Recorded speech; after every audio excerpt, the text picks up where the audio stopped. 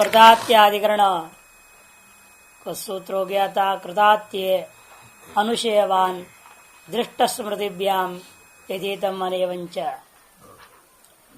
इष्टाधिकारिणाम धूमादिना वर्तमना चंद्रमंडलम अधिरूढ़ानाम भुक्त भोगानाम तथा प्रत्यवरो आमनायते।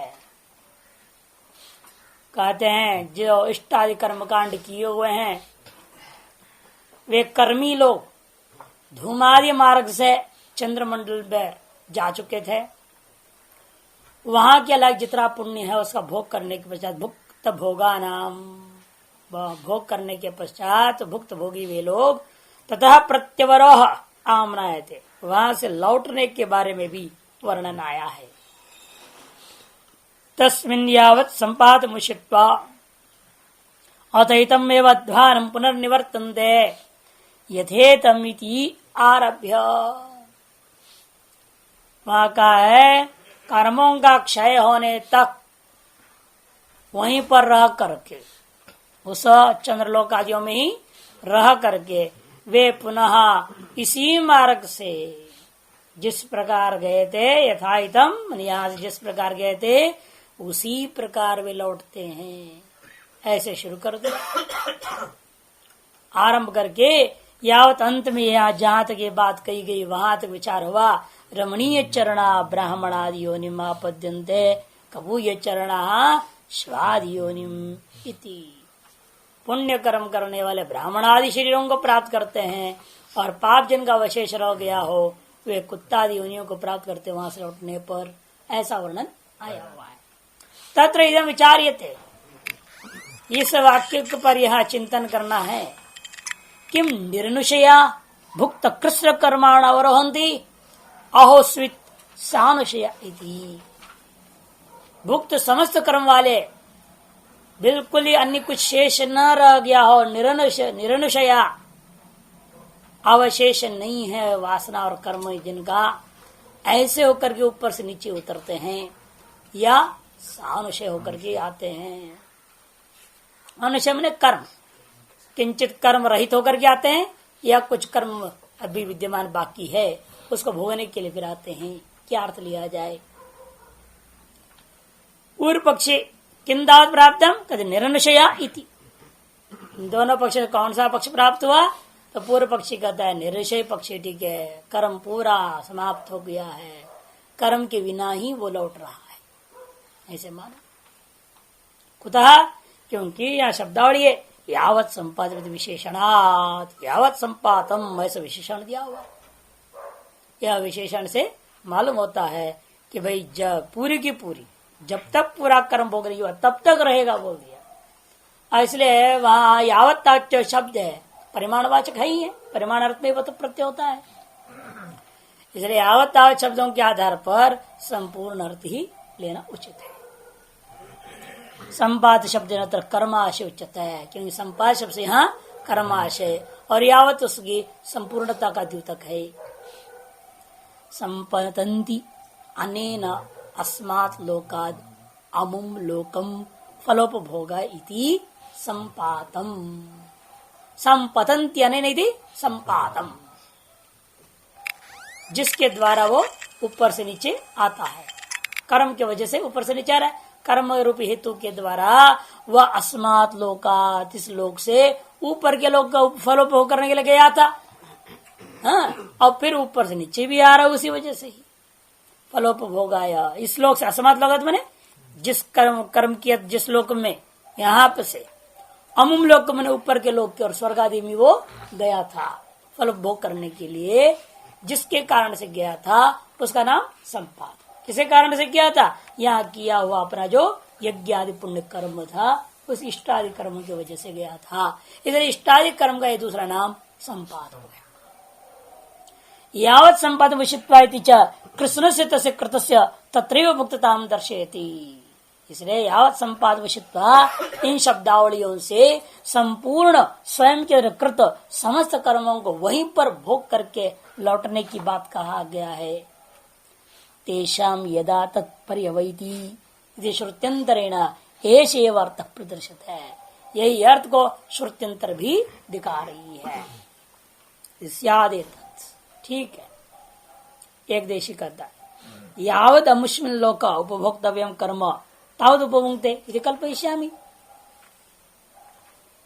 एक देशी कहता है ऐसे कल्पना करो यावत को उस लोक में भोग करने के लिए जितना कर्म बस उतनी भोग का, बाकी जो उस लोक में भोगने लायक नहीं थे, यहां से जाते वक्त ही जो कर्म उस लोक में भोगने लायक नहीं थे वे कर्म तो रह गए ना, बाकी तो उनके लिए आएगा वो, ऐसा कहो। कहते नहीं ये नहीं हो सकता, ये एक देशी है। यदि भी सिद्धांत भी वही अंत में लेगा, लेकिन अभी तो शास्त्रार्थ में एक देशी इस बात को कहता है, उसका जवाब पूर्व पक्षी देगा। यावद अमस्मिन् लोक उपभोक्तव्यम कर्म तावदेव उपभुंक्ते इति कल्पयिष्यामि। कहते नैवं कल्पयितुं शक्यते यत्किंचित् अन्यत् परामर्शात्। यहाँ जैसे यावत है और दूसरे दूसरे परिषद में यत्किंच शब्द है, जो कुछ भी सब कुछ, ये अर्थ निकलना है। कहाँ आया? प्राप्यांतं कर्मणस्तस्य यत्किंचेह करोत्ययम् तस्मात् लोकात् पुनरेति अस्मै लोकाय कर्मणे।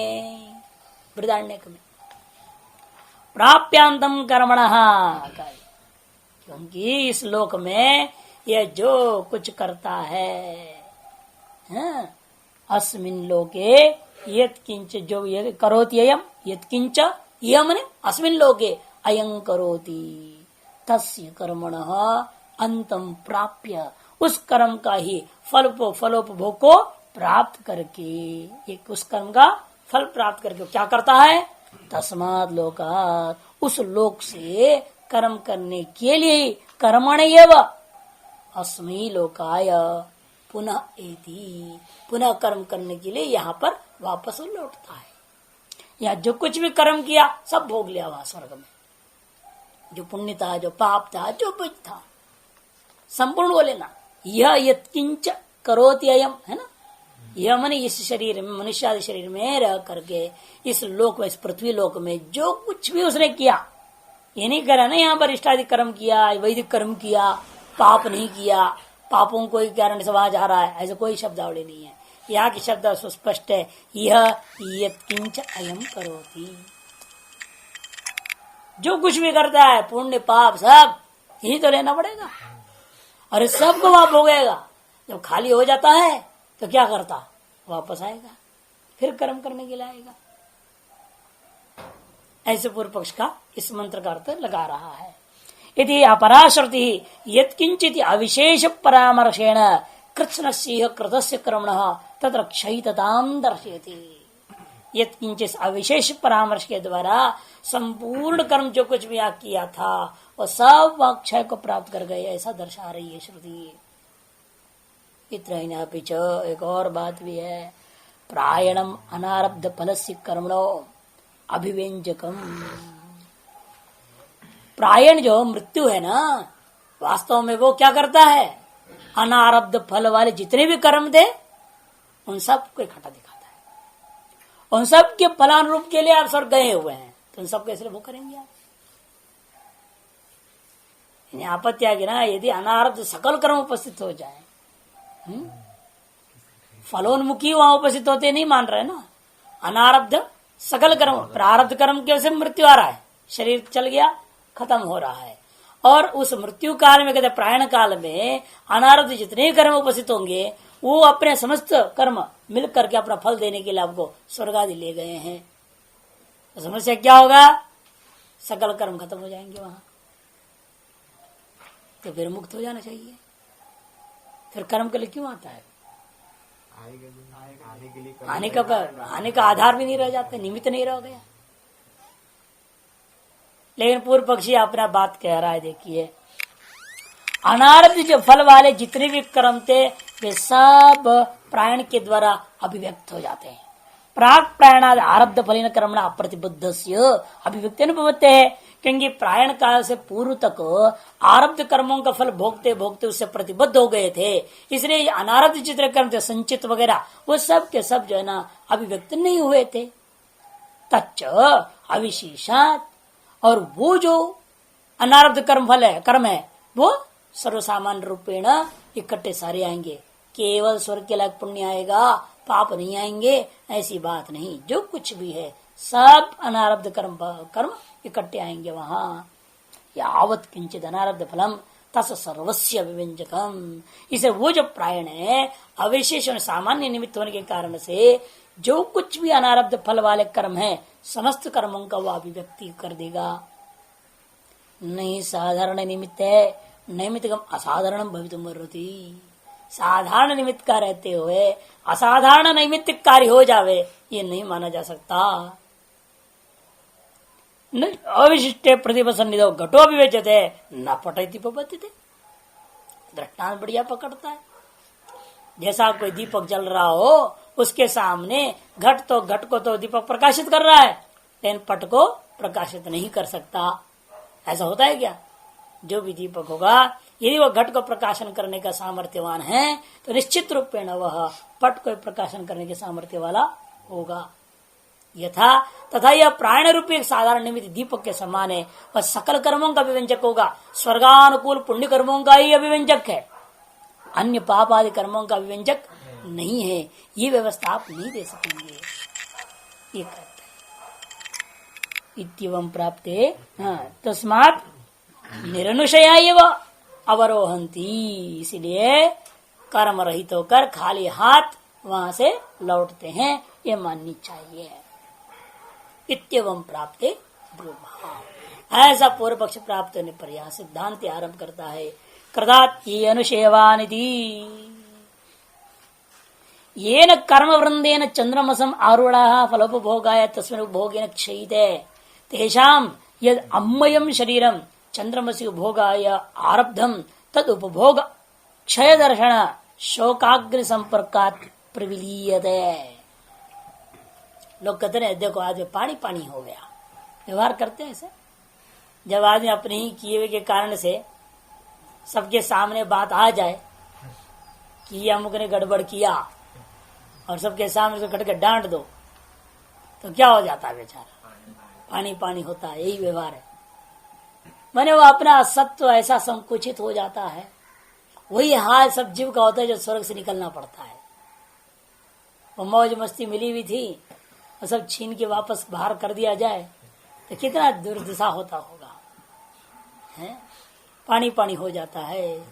वो ये बोल रहे ये न कर्म वृंदे न जिन कर्म समूह के कारण से चंद्रमसमारूढ़ा चंद्र लोक को प्राप्त किए हुए थे तद उपभोग क्षय दर्शन तद उपभोग का क्षय हो गया। वो सारा कर्म पूंजी खत्म हो गया। यह बात जब उसे पता चलता है वह शोक रूपी अग्नि में संपर्क में आ जाता है। शोक अग्नि का संपर्क से प्रविलीयते वह ऐसा पानी पानी हो जाता है। शोक अग्नि से संबद्ध जैसे अग्नि का संपर्क में आ गया हुआ आपका आइसक्रीम हो जाता है। वैसे आइसक्रीम तो पिघलेगा ना गर्मी में। वैसे ही हालत इसका। अम्मय शरीर था ही अपमय शरीर था ना, जल प्रधान शरीर था स्वर्गलोक में। अतएव तो आइसक्रीम जैसे था। वो शोक अग्नि से गर्मी लग गया तो पिघलने लग गया वो। तो कहते हैं अग्नि संपर्कात प्रविलीयते। उसने वहां पर कहा पूर्व में यद अम्मयम शरीरम कहा स्पष्ट ही फलोपभोगाय तस्मिन् उपभोगे न क्षयिते। उसको उपभोग के द्वारा क्षय होने पर तेषाम यद अम्मयम शरीरम वो जो चंद्रमसारूढ़ पूर्व जीव थे उन्हीं का जो अम्मय शरीर था चंद्रमसी उपभोग आय आरब्धम जो चंद्रलोक में उपभोग के लिए ही आरब्ध विशेष शरीर बना हुआ था वो अम्मय शरीर था। अपमय अप प्रधान शरीर होने से तद उपभोग क्षय दर्शन शोकाग्नि संपर्कात तार सकल पुण्य कर्मों का उपभोग करके क्षय हो गया। इस अनुभूति से जन जो शोकाग्नि का संपर्क से वह अम्मयम शरीरम प्रविलीयते वामय शरीर लय को प्राप्त हो जाता है। अर्थात तो बाफ बनते जाता है। गलते गलते पहले पानी पानी से बाफ बाफ होके सीधा वो मिल जाता है बादल। सवित्र किरण संपर्कादिव हिमकरकाः हुत भुग्गर्च संपर्कादिव घृतकाठिन्यम। दृष्टांत दो दे रहे हैं। सविता के किरण संपर्क से जैसे हिम ओले वगैरह गल जाते हैं वैसे, अथवा अग्नि का अर्चियों के संपर्क मात्र से ही घृत की अपनी काठिन्यता नष्ट हो जाता है। उसी प्रकार से ततः कृतात्ये मैंने कृत इष्टादय कर्मणा फलोपभोगे न उपक्षय सती सानुशया एव इमं लोकम अवरोहन्ति। इसे निश्चय हुआ कृतात्य कृत मने यह जो स्वर्गानुकूल जो कर्म स्वर्ग भोगानुकूल या स्वर्ग में प्राप्ति स्वर्ग प्राप्ति अनुकूल जितने भी पुण्य कर्म थे उन कर्मों को यहाँ ले दिया कृतस्य इष्टादे इष्ट पूर्त दत्तादि कर्म कर्मण उनका फलोपभोगे उपक्षे सती। अत्य मने कृत का अत्य हो गया कि वे जितना पुण्य कर्म के कारण से आपको प्राप्त होता उनका अत्य मैंने क्षय हो गया भोग के द्वारा। तो जो स्वर्गानुकूल नहीं थे ऐसे जो बाकी कर्म थे वो उस वहां के प्रायण काल में उपस्थित हो जाएंगे। जैसे यहाँ का प्रायण काल हुआ ना यहाँ जो शरीर के मौत के काल में जो अनारब्ध कर्म थे उनमें से क्या हुआ स्वर्गलोक अनुकूल जितने पुण्य कर्म फलोन्मुख होकर के इकट्ठे हो गए थे और आपका स्वर्ग तक पहुंचा दिए। अब वहां से जब वहां भी मौत होगी ना नहीं होगी वहां मौत वहां से भी मरेगा वहां से निकलेगा वहां के शरीर के अनुकूल जितने प्रारब्ध कर्म था उसके क्षय होने पर उस समय वहां जितने अन्य अनारब्ध कर्म थे वो उपस्थित हो जाएंगे।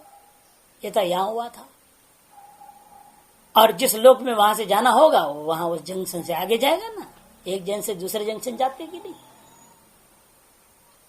ट्रेन का रूट बदल जाते हैं कई बार वैसे यहाँ भी हो जाते हैं। यहाँ का तो ठिकाना ही नहीं है इनका कोई फिक्स्ड रूट ही नहीं है ना आगे निर्णय देंगे इसका जो कोई पता नहीं चलता है लौटने के बारे में कुछ नहीं कहा।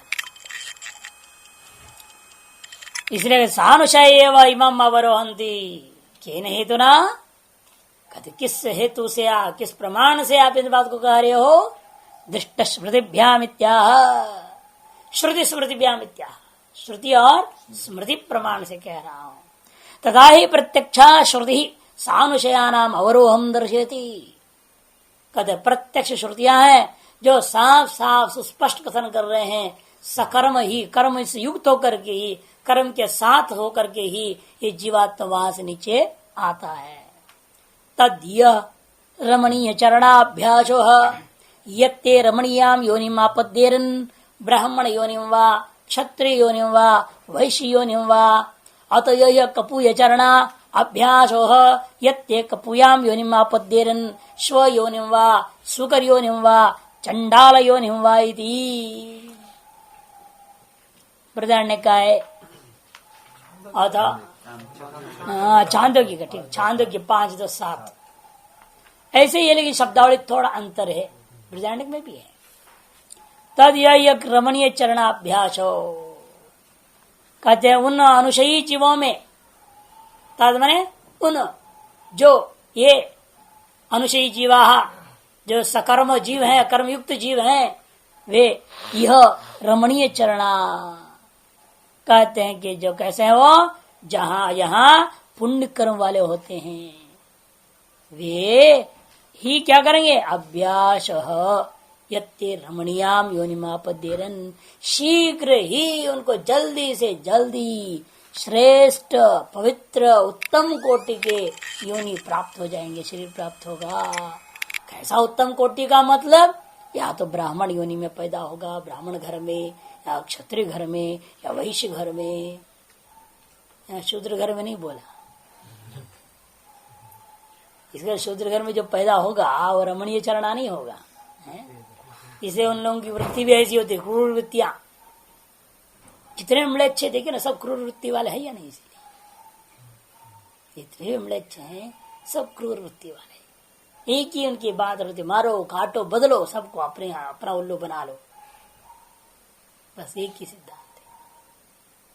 अब मारो काटो ज्यादा नहीं कर पा रहे दूसरे ढंग से कर रहे हैं आर्थिक प्रतिबंध लगा दो ये लगा दो वो लगा दो दबाओ किसी तरह से देश को तोड़ो फोड़ो उग्रवाद खड़ा कर दो वहां पे और अपना अधिकार जमाओ ये चल रहा है। ये सब क्या है उनके संस्कार ही ऐसे सब कपूय चरणा है। इन लोगों से ये इनकी संख्या ज्यादा होती सदा 100 और 5 के है ना ये हिसाब किताब आप जानते ही हैं 100 और 5 के हिसाब किताब 100 कौरव 5 पांडव वैसे 100 देश से दुष्ट होंगे और 5 भला रहेगा तो कौन सुनेगा। और इकट्ठे जल्दी हो जाते हैं, उनके संगठन बन जाता है और सारे की सेना इकट्ठे हो जाते हैं, आगे बम गिराने में लग जाते हैं, फटाफट, देर नहीं लगता शैतानों को इकट्ठा होने में। और साधुओं को इकट्ठा करना बड़ा कठिन होता है, ये सर्वानुभव सिद्ध है। एक बात पे केवल इकट्ठे हो पाते हैं भंडारे। और किसी भी काम में बोलो क्या करना, भजन करना, ये थोड़े करना है। तुरंत युक्ति उनके पास है, खटाक से बोल देंगे हमारा काम नहीं है, बोल देंगे। तो इसलिए यथा यह, और कहते आगे य कपू ये चरणा, और जो लोग यहाँ पर कुछ पाप कर्म आदि कर चुके थे, जिनका भोग वह स्वर्ग आदि में नहीं हो सका था, उन पाप कर्मों का भोग करने के लिए उन्हें भी शीघ्र ही, उनको भी जल्दी मिल जाता है, यानी कि देर लगेगा उन्हें। अभ्यास यत्ते कपूयाम योनिमापदेरन, और पाप योनि का ही वर्णन कर रहे हैं, कैसा कुत्ता वो बनेगा, सुअर बनेगा, चंडाल बनेगा, इत्यादि इत्यादि। ये समझो, यदि चरण शब्द अनुशय सुच्यते, यहाँ चरण शब्द से कर्म, रमणीय चरणा माने रमणीय पुण्य कर्म, चरण शब्द यहाँ तात्पर्य कर्म। सुच्यति वर्णयिष्यन्ति, वर्णयिष्यति ऐसा भी जो है श्रुति वर्णन करती है। इस बात को और आगे वर्णन हम करेंगे, वर्णयिष्यति है ना। यहाँ पर भी चरण शब्द का अर्थ कर्म है, ये आगे हम जाकर निर्णय देंगे, उस पर विशेष अधिकरण आएगा, विचार होगा। दृष्टश्चयम् जन्मनैव प्रतिप्राणी उच्चावच रूप उपभोग प्रविभज्यमान आकस्मिकत्व असंभवाद अनुशय सद्भावम सूचेति। और इस दुनिया में देखने को मिलता है, जन्म से ही किसको किसको कितना बड़ा लाभ है, किसको कैसे हालत में है, वो पढ़ना भी चाहते तो पढ़ने का कोई साधन नहीं मिलता, और कहीं ऐसे है पूरा साधन मिलने पर भी नहीं पढ़ पा रहे हैं, है कि नहीं। तो अनेक प्रकार की स्थितियां देखने को मिलते हैं। ये उच्चावच भाव क्यों हुआ? विदेश में तो ऐसे भी कुत्ते हैं जिनको एसी कमरे में रहने को मिला, और यहाँ महात्माओं को भी नहीं है, क्यों भौंकते हैं ना, वो बगल वाला घर वाला कंप्लेंट कर देता है, ये कुत्ते यहाँ भौंक के हम बहुत डिस्टर्बेंस करते हैं। तो इसलिए उनके लिए उसने बहुत बढ़िया मकान बनाया, उसके बच्चे नहीं थे, 7 कुत्ते पाला था। इटाली की कहानी है, इटली में रोम की कहानी। तो उसे क्या करते, अब भौं करे तो आस पड़ोस सब कंप्लेंट करते, कब तक वो फाइन देगा, कुत्तों को कितना समझाएगा, अरे भौंको मत ऐसे, कहाँ तो वो अपने स्वभाव वाले हैं, और जहाँ कोई दूसरे को देखा नहीं शुरू कर देंगे। वो अपने घर के लोगों को देख के तो खुश रहता है, बाकी को देखते ही चिल्लाता है ना वो खटाक से, कहाँ तक रोकोगे उसको।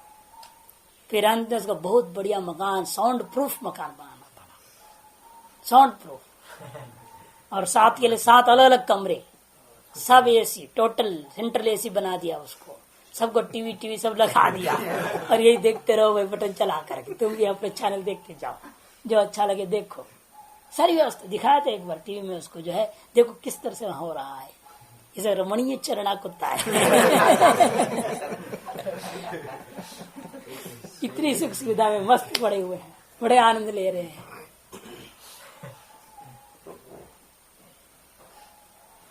तो यदि चरण शब्द है, इसलिए कहते प्रविभज्यमाना, ये देख उच्चावच देखने को मिल रहा है। दुष्टश्चयम् जन्म नैव प्रति प्राण उच्चावच रूप, प्रत्येक प्राणी का अपना अपना कोई उत्कृष्ट फल भोग रहा है, कोई निकृष्ट में है, कोई व्यवस्था नहीं है। उपभोग प्रविभज्यमान आकस्मिकत्व संभवात, ऐसा प्रभाग होता हुआ देख करके क्या आप उसको कहोगे आकस्मिक हो गया, अचानक बिना कोई निमित्त का स्वतः ही विषमता आ गई क्या?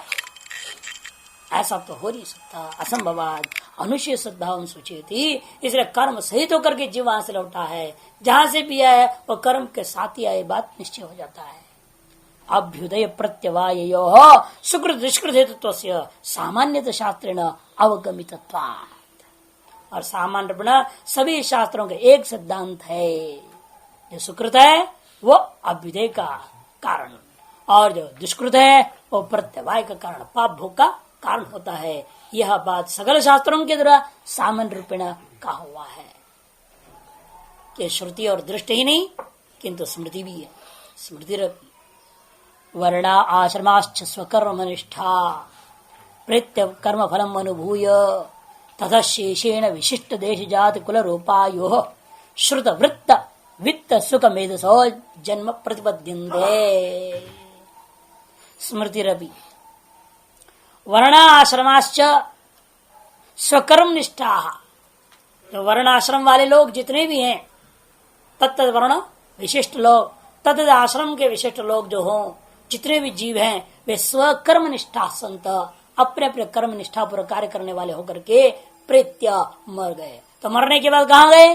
कर्म फलम अनुभूय, वो चले गए स्वर्ग आदि, जहां भी गए अपना अपना जो कर्मफल भोग करना था, कर्मफल भोग करके जब लौटे ततः शेषेण, यहाँ तो साफ है, ततः शेषेण, ये बहुत कम भोग करने के लिए बाकी था, वो उस लोग भी भोग करने लायक नहीं था, इसको नीचे आना पड़ेगा ना। अब जिसको मच्छर और मक्खी का आनंद लेना है वो तो थोड़े ऊपर मिलेगा, वो तो यहाँ मिलेगा, उसमें भी शीशम झाड़ी में मिलेगा। अब अच्छे इलाके में जाओगे तो वहां भी नहीं मिलेगा, बड़ी स्वच्छता मेंटेन है तो वहां कहां से मिलेगा, और यहाँ तो जरूर मिलेगा। अब इस कर्म का भोग करना है तो यहाँ आना पड़ेगा ना, वहां अन्यत्र तो मिलेगा नहीं है। अब पेरिस में रहोगे तो क्या फायदा हो, वहां तो मच्छर का दर्शन भी नहीं होता है? और मच्छर काटना है आपको, वो कर्म भोगना होगा, तो उस फल का भोगने के लिए आपको पेरिस से तो इंडिया आना पड़ेगा। इसलिए आते विदेशी यहाँ क्यों आते नहीं थे? यही पाप कर्मों को भोगने के चक्कर में आ जाते हैं, और वही उनके लिए बड़ी तपस्या हो जाती है। इस तपस्या का फल स्वरूप उन्हें भी कुछ अच्छे अच्छे लोग मिल जाते हैं, यहाँ उनकी भी साधना वगैरह कुछ कर लेते हैं। कई तो हम देखते थे वो आश्रम में आते थे ना, कुछ ही दिन के अंदर पूरे लाल लाल हो जाता था। क्या हो गया? कहते हैं कि इंडिया की कृपा हो रहा है। बोलते थे भारत की बड़ी कृपा है यहाँ। क्या हो गया? तो पूरा मच्छर ही काट गया, लाल लाल इसलिए हो गया। किसी को गर्मी सहन नहीं होता, किसी को कुछ, किसी को भोजन अनुकूल नहीं, फिर भी बेचारे लगे रहते। नहीं, हम योग सीखना 1 महीना रहेंगे, लगे रहते थे। सब पाप कर्म क्षय कराने की रास्ता यहाँ पर दिया हुआ है भारत देश में। इसलिए कहा गया ना, मेरा भारत पुण्य कर्म करने का भी पूरा अवसर है यहाँ, पाप कर्म फल भोग का भी अवसर पूरा है यहाँ। यदि वर्णयिष्यति, इसलिए कहते देखो, और अंत में क्या बोला? विशिष्ट देश, विशिष्ट जाति, विशिष्ट कुल, विशिष्ट रूप, विशिष्ट आयु प्राप्त करता है। सब एक जैसे नहीं प्राप्त करते। किसी का कोई किस देश में पैदा हो रहा है? कोई तो ऐसे जगह पैदा हो रहा है जहां पर जो है सब कुछ गंदगी लोग हैं। कोई ऐसी जगह पैदा होता है जहां सब श्रेष्ठ लोग हैं। ऐसे गांव में पैदा हो रहा है जहां पर पानी भी नहीं। कोई ऐसी जगह पैदा हो जाए 24 घंटा पानी बह रहा है। क्यों ऐसे होता है? ये सब अपने कर्मों की वजह से मानना ही पड़ेगा। और शेष कर्मों के अधीन विशिष्ट देश में पैदा होता है, कोई विशिष्ट जातियों में पैदा होता है, जो विशिष्ट कुल में पैदा होता है। जब एक व्यक्ति को पता चला कि भाई क्षत्रिय को संन्यास नहीं लिया जा सकता, बड़ा दुखी होने लगा। कहने लगे क्या फायदा है सर, ऐसे जन्म मनुष्य जन्म बेकार है। बड़ा दुखी था वो। और एक बार ऐसे ही संपर्क हो गया, संबंध आया, तो बोलने लगा, हाँ क्या शास्त्र से क्यों अन्याय कर रहा है? हम क्षत्रियों को क्यों नहीं लेने देता है? ये शास्त्र विधि गलत है। ये सब ब्राह्मणों ने लगता है पक्षपात करके बना डाला है शास्त्र। अपने पास ये सबके ठेका ले ले, मोक्ष उन्हीं को मिलेगा, दूसरे को नहीं मिलना चाहिए। मैंने कहा ऐसा नहीं है, कि ये जो तुम्हारा बुद्धि चल रहा है ना, इसको तुमने सोचा कभी? अपने दर्पण को तुम देखते हो, अपने चेहरा देखते हो ना अपने दर्पण में, ऐसे तेरे मन में जो विचार आ रहा है ना, इस विचार को देखा तुमने? ये क्या ब्राह्मण के अनुकूल विचार है? ब्राह्मणत्व का अनुकूल विचार है क्या ये? बस इसे तुम्हारे को अधिकार नहीं है। तुम्हारी ये जो विचार आ रहा है राग द्वेष का, ईर्ष्या का, तुम्हारे अंदर ये जो शास्त्र भी पक्षपात कर रहा है, या ब्राह्मण लोग ऐसे ढोंग रच दिए हैं, ये सब जो तेरे अंदर जो द्वेष और वगैरह जो उग रहा है ना, ये ब्राह्मणत्व का गुण नहीं है। ब्राह्मण तो चलो हो भी जाए तो दया आनी चाहिए। यदि तुम्हारे अंदर वास्तविक ब्राह्मणत्व है तो दया आनी चाहिए था, क्षमा आना चाहिए। ये सब तो दया क्षमा ये सब शील है, और तेरे अंदर नहीं है, तुम्हारी बातों से प्रकट हो गया है। इसीलिए शास्त्र ठीक ही कहता है, जिसके अंदर क्षत्रियत्व है उसको अधिकार नहीं है। हाँ, क्षत्रियत्व को त्यागो, ब्राह्मणत्व को अपनाओ। जन्म मात्र से कोई क्षत्रिय नहीं हो जाता है, तो आप कर्मों की वजह से वहां जन्म मिला विशिष्ट देश काल में, फिर उसको तपस्या से अन्य अन्य तरीके से आप परिवर्तन लाओ। विश्वामित्र क्षत्रिय थे, ब्राह्मणत्व के लिए कितना कोशिश किया, प्राप्त किए, उसी प्रकार हो सकता है। लेकिन तपस्या से, व्रतादि अनुष्ठान से, अध्ययन के द्वारा, ज्ञानार्जन के द्वारा, स्वभाव में आपके जो कर्माधीन जो स्वभाव, जो स्वरूप का तो कोई स्वभाव है नहीं, कर्माधीन जो तुम्हारे अंदर जो क्रोध आता है, क्रूरता वगैरह है, इन चीजों पर विजय पाओ तो ब्राह्मणत्व आ जाएगा। जब ब्राह्मणत्व आ जाएगा तुम भी सन्यासी के अधिकारी हो गए। इसे सन्यास उसके लिए ना, जो त्याग उसके लिए कहा गया, जो अभयम सर्वभूतेषु कर सके। तेरे अंदर है वो हिम्मत, तेरे तुरंत गुस्सा आएगा तो उठेगा पीटने को, तेरे अंदर क्षत्रियत्व है ना, वो खट से आ जाता है। क्रोध पर जीतना आसान थोड़ी है। अगले के कर्म के कारण से पहले चमन ब्राह्मण में भी तो होता था, लेकिन टिकता नहीं था वो। क्षणम रुष्टम क्षणम तुष्टम रुष्टम तुष्टम क्षणम क्षणम, ये ऋषियों का लक्षण रहा, ब्राह्मण ऋषियों का, ब्रह्म ऋषियों का। इसे उनके अंदर जो क्रोध भी आता था वो धर्म की रक्षा के लिए, जान के नहीं करते, कोई स्वार्थ से नहीं। अगला जब उन मार्ग में चल रहा हो उसका प्रतिफलन का नतीजा था कि उनके अंदर क्रोध आया। वो नियंत्रण के लिए आता, समाज पर नियंत्रण के लिए होता था।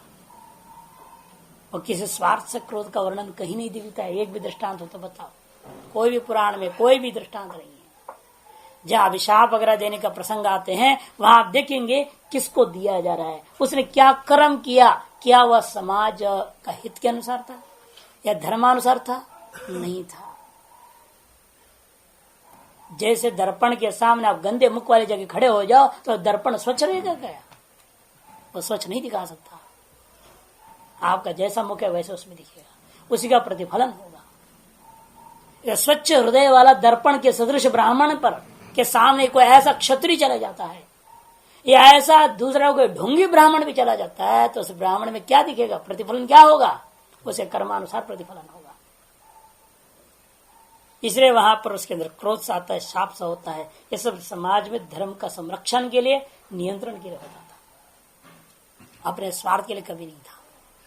ये आपको सब उन प्रसंगों के सम्यक प्रकार से आप चिंतन करोगे तो दिखाई देगा। तो वो गुण आना चाहिए तभी तो होगा, अन्यथा नहीं।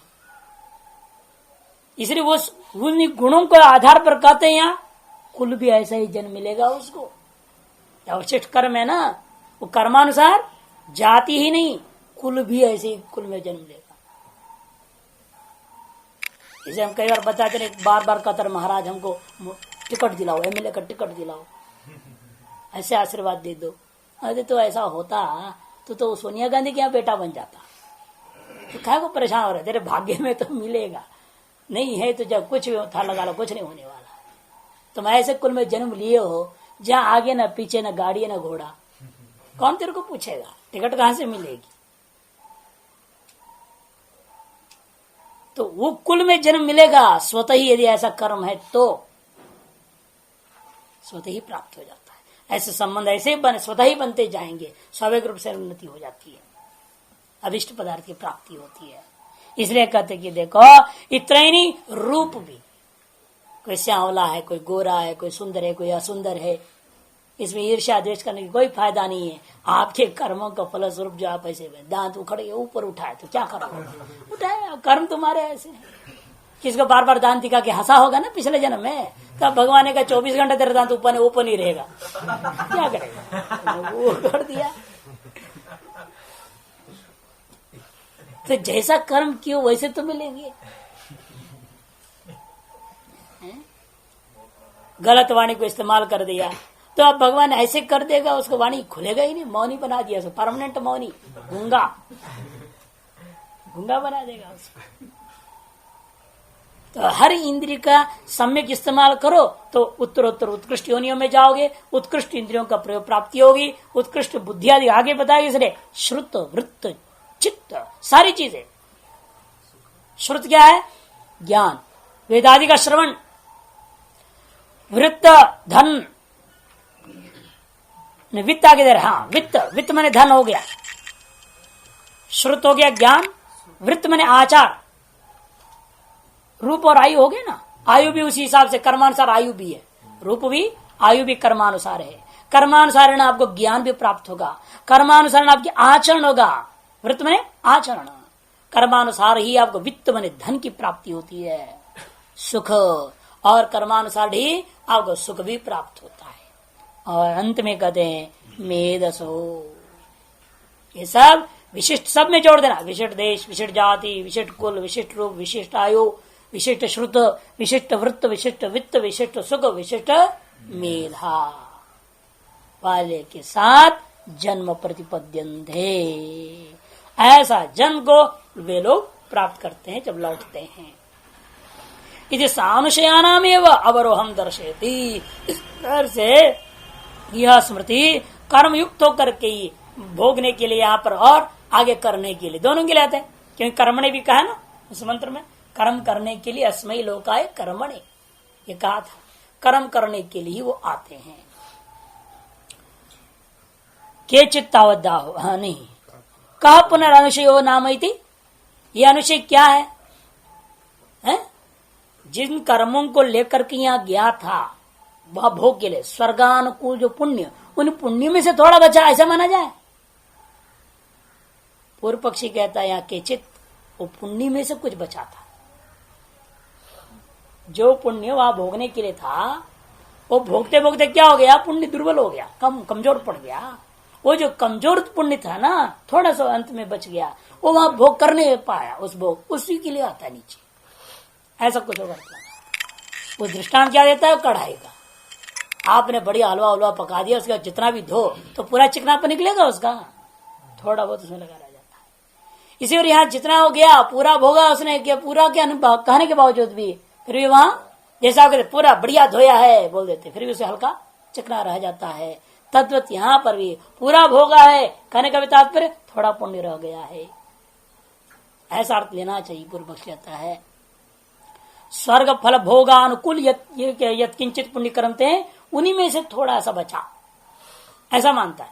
और सिद्धांत क्या था, अनारब्ध कर्म थे, ये तो पूरा भोगा, और वहां प्राण काल जब आता है, वह अम्मय शरीर का प्राण काल जब आने लगता है, तो वहां अन्य जो शेष संचित कोटि में जो थे अनारब्ध कर्म वे अभिव्यक्त होंगे, ऐसे सिद्धांति थी। लेकिन सिद्धांत के खिलाफ है जगह केचित, इसलिए केचित कर रहे भाषाकार, इसलिए एक दृष्टि समझ रहे केचित को। यहाँ पर फिर पूर्व पक्ष बीच बीच ननु बोलेगा, अंत में सिद्धांति बोलेंगे, इसलिए मैं बोलूंगा एकदेशी पूर्व पक्ष, एकदेशी पूर्व पक्ष। वो आएगा अगला पृष्ठ में जाकर के आता है सिद्धांति तदेतद अपेशलम, 5वीं पंक्ति में वहां से सिद्धांति बोलेगा, तब तक दोनों ही आपस में भिड़ेंगे, एक देशी और पूर्व पक्षी।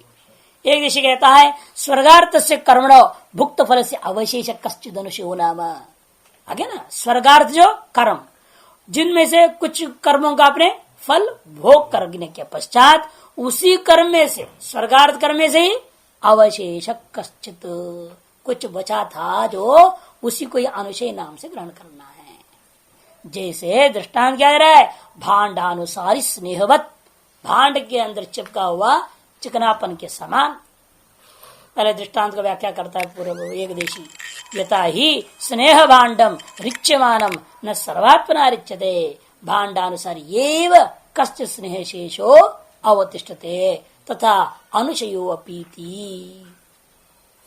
जैसे कोई चिकना बर्तन था, उसमें आपने घी वगैरह डाल के कुछ पकाया वकाया, फिर उसको धोने के बावजूद भी रिच्यमानम अपि न सर्वात्मना रिच्यते, पूर्ण रूप में साफ नहीं हो पाता।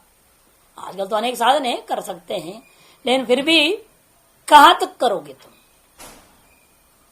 जो ऊपर का लेयर है उसको आप गर्म पानी डालो, बढ़िया साबुन पाउडर डालो, सब कुछ कर दो, लेकिन जो उसके छिद्रों में प्रवेश कर गया है, जो पकाते हैं उसकी छिद्र छिद्र में घुस जाता है, तो उसको कहां तक साफ करो?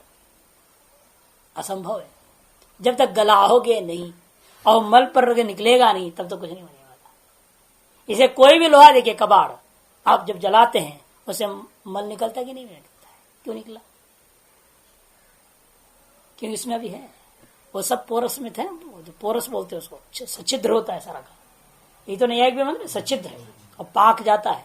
अग्नि का जो है त्रसरेणु उस छिद्र के मन से आर पार हो जाते हैं और अंदर चावल आदि को पकाते हैं। लेकिन वो छिद्र इतना सूक्ष्म है कि तेजसीय त्रसरेणु ही आर पार होता है, जलीय त्रसरेणु वहां से नीचे टपकेगा नहीं। यदि वो टपक जाए तो फिर तो आग बुझ जाएगा। इसलिए छिद्र को ऐसा माना जाता है जो तेजस्वी त्रसरेणु आर पार जा सकता है, लेकिन जलीय त्रसरेणु ऊपर से नीचे नहीं आ सकता, आर पार नहीं हो सकता। ऐसा विलक्षण व छिद्र वाली वो बर्तन में होता है।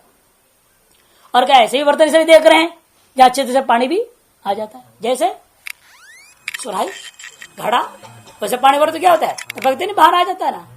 क्यों आ गया? वो छिद्र ऐसे हैं जिसमें तेज तो पार भी कर सकता है और जल भी पार कर सकता है। लेकिन आप ऐसे विलक्षण वो बनता है, देखिए तेज पार होता नहीं सुराही में, इन्हें तो पानी गर्म हो जाना चाहिए ना अंदर पार हो करके, नहीं, बल्कि वो गर्मी को बाहर फेंकता है, उल्टा रास्ता चल रहा है, और साथ जलांश भी कुछ बाहर आ जाता है और अंदर का पानी जो है एकदम फ्रिज के पानी से ठंडा हो जाता है। ये सब संसार के अनेक दृष्टांत जो मिल रहे हैं, इसे स्पष्ट है सच्छिद्र ही प्रत्येक बर्तन भांड होते हैं। आप जितना भी धोएंगे उस सच्छिद्रों में प्रविष्ट जो स्नेह है उसको दूर ही नहीं कर पाओगे। इसलिए वह स्नेहांश उसमें रहता ही है, मानना पड़ेगा। यथा ही स्नेह भांडम रिच्यमानम न सर्वात्मना रिच्यते भांडानुसार कश्च स्नेह शेषो अवशिष्य अवतिष्ठते। भांड में चिपक करके कुछ स्नेह अंश जो चिकना अंश है वो जरूर वहां रहता है। उसी प्रकार से यहाँ पे समझिए, जितना घी डाला सब तो जैसा निकाल नहीं पाते हो, उसी प्रकार जितना कर्म स्वर्ग में था, स्वर्ग के लिए था, वो पूरे को आप वहां भोग नहीं सकते। कुछ उसी कर्म से थोड़ा बचा हुआ है, उसी को अनुशेष सबसे लेना चाहिए। इति नो कार्य विरोधिता अदृष्टस्य न भुक्त फल से अवशेष अवस्थानम न्यायम।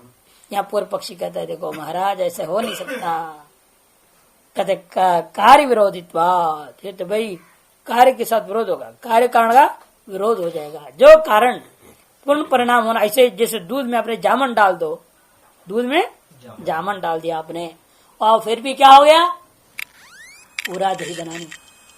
1 किलो दूध में आपने जामन डाल दिया, उसे 900 ग्राम दूध जो है दही बन गया और 100 ग्राम दूध ऐसे ही रह गया।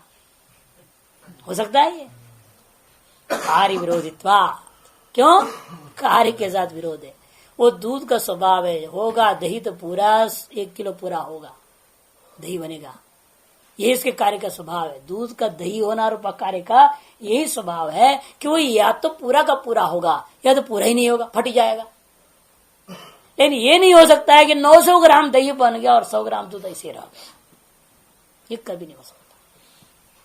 कार्य विरोधित्व हेतु इस विषय में। अतएव यहां पर भी क्या है, अदृष्ट भी दूध जैसा मामला है। जब भोग होगा तो पूरा ही होगा उसका। जब भोग होना है, कर्म जब फल देने शुरू कर देते हैं, विपाक होने लगता है, वो ऐसा नहीं हो सकता है जो पुण्य कर्म था वो अपना कुछ अंश मात्र को अभी भोग करा देगा, बाकी बाद में बैलेंस रख लेगा, ऐसा नहीं होता। जो कर्म अपना फल देने चला है वो पूरा देगा ही। इसलिए बड़े बड़े लोग परेशान हो जाते हैं ना, रुपया ले लेकर के घूम रहे देश विदेश अमेरिका वगैरह कि मेरा इलाज कर दो, मेरा इलाज कर दो, ये डॉक्टर वो डॉक्टर वो डॉक्टर, कहाँ है?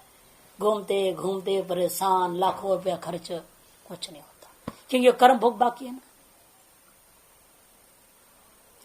और जब वो इलाज होना होता है तो पता नहीं कोई देसी फकीर से हो जाए, कोई भरोसा। इसे देखा है, कल एक आए थे राजस्थान से पंडित, उनका बुरा हालत हो गया था और बता रहे थे कम से कम लाख रुपए से ऊपर खर्च कर दिए थे। सभी वैद्य, सभी हकीम, सभी अंग्रेजी डॉक्टर फेल हो गए, पूरा जयपुर जोधपुर के सारे के सारे। दिल्ली आया, दिल्ली से भी हार के वापस चला गया। सबने केवल चूसा और छोड़ दिया, जा नहीं हो सकता है, बाद में बोल दिया। 1000-2000 खाए फिर छोड़ दिए। इस तरह से बेचारा बहुत खर्च हुआ और निराश होकर के ये सोचा चलो राम राम करते मरी जाए, न गांव में वापस चला। वहां पता नहीं कहां से कोई अपरिचित आदमी जयपुर गया था, वहां से बाहर एक गलता देवी मंदिर है, वहां गया वो आदमी, वैद्य था वो, देसी वैद्य। और वहां से लौटते तो किसी से वार्तालाप करते करते आ रहा था नीचे, तो उसने चर्चा करते इस पंडित के बारे में बताया। अब बहुत दुखी हो पंडित, हमारे जो रिश्तेदार ऐसा है वैसा है। ये सुन लिया, रे कौन है, क्या है, क्या बीमारी, इसने पूछा। ऐसे ऐसे चल मेरे को ले जाओ। दुनिया भर के डॉक्टर सब गधे हैं, हम करके दिखाते हैं। आप पता नहीं क्या आया, उसने क्या जादू की, उसने कहा ऐसा हुआ है, ठीक है। वो गया और वो वहां के जंगलों में क्या मिलता है वही तो कुछ कुछ इकट्ठा किया, पीस पास करके उसको जो पिला दिया। 1 हफ्ता वही रहा, 1 हफ्ता किया, 1 हफ्ता बिल्कुल आदमी ठीक हो, बिल्कुल ठीक। चल के यहाँ आया वो पंडित जो ये सोचा था आजकल मरने वाला हूं, वो चल के यहाँ आया। वो इसलिए आया क्योंकि हमने उसको बहुत पहले बोल दिया था, राव में जब मंगल आएगा तेरा हालत बहुत मौत की तरफ तुम जाओगे, लेकिन मरोगे नहीं, ये पक्का बात। वो इसलिए वो यहाँ आया, कहा कि आपने कहा तो वो हो गया मेरे साथ और जो है मैं जिंदा लौटा हूं। और साधारण वैद्य ने ठीक किया, इतना दौड़ा भागा, मैं कुछ नहीं हुआ, ये साधारण वैद्य से ठीक हुआ।